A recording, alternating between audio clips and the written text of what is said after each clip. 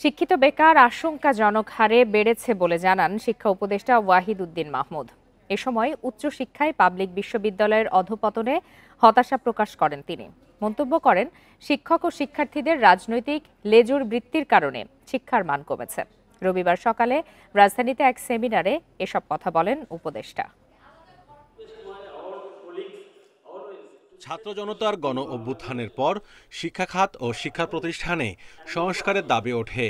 এরই ধারাবাহিকতায় উচ্চশিক্ষার মান নিয়ে সম্মেলনের আয়োজন করে দৈনিক বণিক বার্তা। সম্মেলনে শিক্ষা উপদেষ্টা মন্তব্য করেন, শিক্ষকদের দলীয় রাজনীতি ও ছাত্র রাজনীতি নামে ক্ষমতা প্রদর্শন বিশ্ববিদ্যালয়ের বড় সমস্যা। তার চেয়ে বড় সংকট গত 15 বছরে শিক্ষক নিয়োগে অনিয়ম।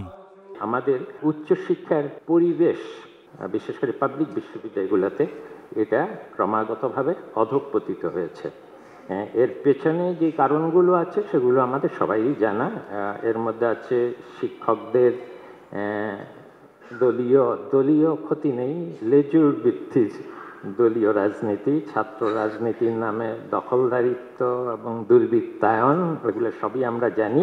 শিক্ষক নিয়োগেও একদম যখন প্রাথমিক পর্যায়ে শিক্ষক লেকচারার নিয়োগ করা হয়, এখানে প্রচণ্ড অনিয়ম শুরু হয়েছে। শিক্ষা উপদেষ্টা অভিযোগ করেন, বিশ্ববিদ্যালয়ে মেধার চরম অবমূল্যায়ন হয়েছে।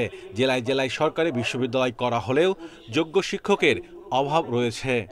আমাদের শিক্ষাঙ্গনে মেধার চরম অবমূল্যায়ন এবং মেধা লালনে এবং মেধার স্বীকৃতি দিতে আমাদের অনাগ্রহ। পাবলিক বিশ্ববিদ্যালয়ের ক্ষেত্রে প্রতিটি জেলায় জেলায় বিশ্ববিদ্যালয় খুলে দেওয়া হয়েছে। এখানে না আছে ভালো শিক্ষক, না আছে তেমন শিক্ষার্থীর সংখ্যা। এগুলোর ভবিষ্যৎ কী হবে আমি জানি না। দেশের বাইরে থাকা অভিজ্ঞ শিক্ষক ও গবেষকদের ফিরিয়ে আনার চেষ্টা চলছে বলেও জানান শিক্ষা উপদেষ্টা। Mahmudul Hasan, independent news, Dhaka.